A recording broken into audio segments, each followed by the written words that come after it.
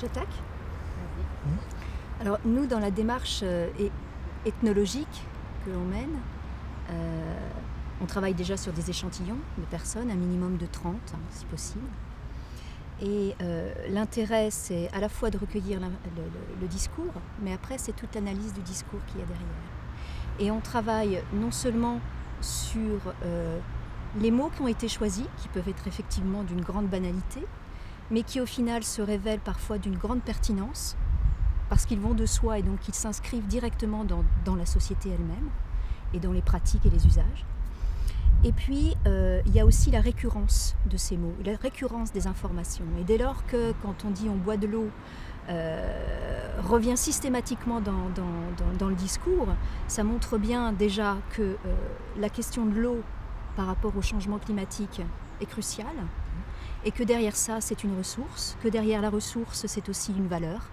Et donc, voilà, j'allais dire que la parole du citoyen, c'est vraiment notre matériau principal, et c'est ce qui nous permet de construire notre propre discours de chercheurs. Nous ne sommes rien sans l'autre, sans l'altérité, sans la présence du citoyen. On aime bien analyser les représentations sociales qu'ont les personnes, et ça vient dire quelque chose justement du monde sociétal tel qu'il est, des groupes, comment ils s'organisent dans la société, et en se basant sur l'expérience et le vécu des personnes au niveau des politiques publiques, au niveau des changements climatiques, à partir de plusieurs thématiques, c'est là qu'on arrive le mieux à pouvoir aussi expliquer et comprendre ces phénomènes, voilà, d'un point de vue situé, celui des citoyens, celui des premiers concernés en fait. Alors que nous, finalement, en géographie, la parole citoyenne, c'est pas systématiquement la matière première.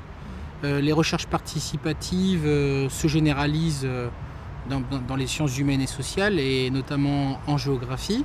Mais c'est vrai que moi, en tant que chercheur, qui ai travaillé sur plutôt des problématiques jusqu'à présent techniques en lien avec le climat, ça a été une démarche qui a été nouvelle pour moi.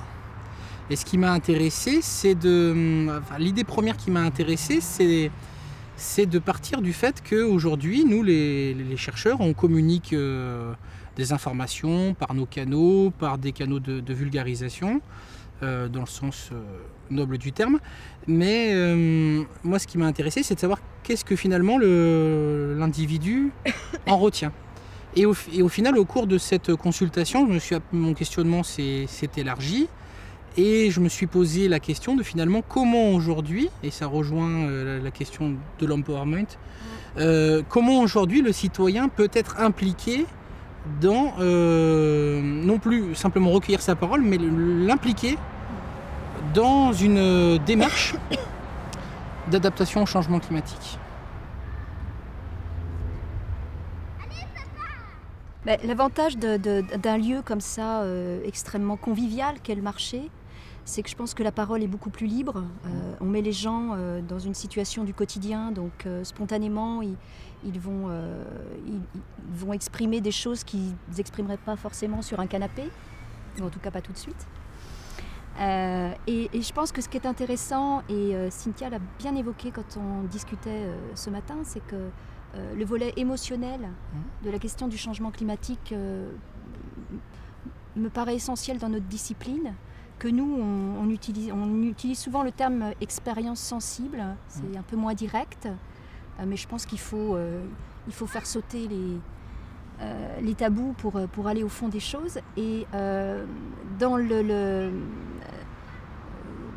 ce sensible, dans cet émotionnel, il y a à la fois une volonté de changement, peut-être, mais aussi il y a toute la partie anxiogène que peuvent exprimer les individus.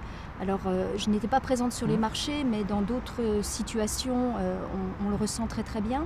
Et c'est vrai que démarrer par le volet émotion, c'est-à-dire son individualité propre, comment elle perçoit, comment elle ressent, comment elle supporte même un éventuel changement et les conséquences que ça peut avoir sur la vie quotidienne, ça me paraît effectivement une entrée.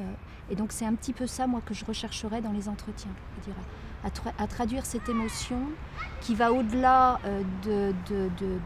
du consensuel ou de ce qui est donné dans les médias, par exemple, et qui parle davantage d'une implication personnelle au cœur des villes. Et le titre qu'on avait retenu, je ne sais pas si on peut le divulguer, mais la ville, le climat et moi, c'est le titre effectivement très parlant, de la démarche en elle-même. C'est comment on agit personnellement au quotidien dans une ville en phase de changement climatique. Mais moi, ce que je rechercherais dans ces matériaux, il y a vraiment on travaille beaucoup entre la différence entre des savoirs froids qui seraient donnés aux experts et des savoirs chauds qui seraient donnés aux citoyens. Moi, j'aimerais bien faire sauter ça en montrant justement que sur des marchés, en allant là où les personnes peuvent s'exprimer dans leur quotidien et sur leur expérience concrète, ça leur permet d'aller aussi bien sur des savoirs chauds que sur des savoirs froids. Et de la même manière pour un chercheur, et du coup de faire rencontrer ça dans une démarche de recherche participative, c'est vraiment pour moi l'un des enjeux. Le deuxième, après, il est comme du coup pour Didier et Claire autour de l'émotion. En psychologie sociale, on travaille beaucoup sur le partage social des émotions après. Donc, c'est-à-dire que Claire disait que l'émotion, tout à l'heure dans la réunion, était peut-être un peu individualisante. Elle recentre, c'est vrai, sur l'individu. Mais en fait, ce qui est intéressant, c'est après comment elle peut être collectivisée et partagée dans la société, au début dans des petits groupes, des collectifs, qui soient militants ou non, des habitants, des voisins. Et après, du coup, comment ça peut être un moteur de l'adaptation, du changement, qu'il soit de comportement ou social.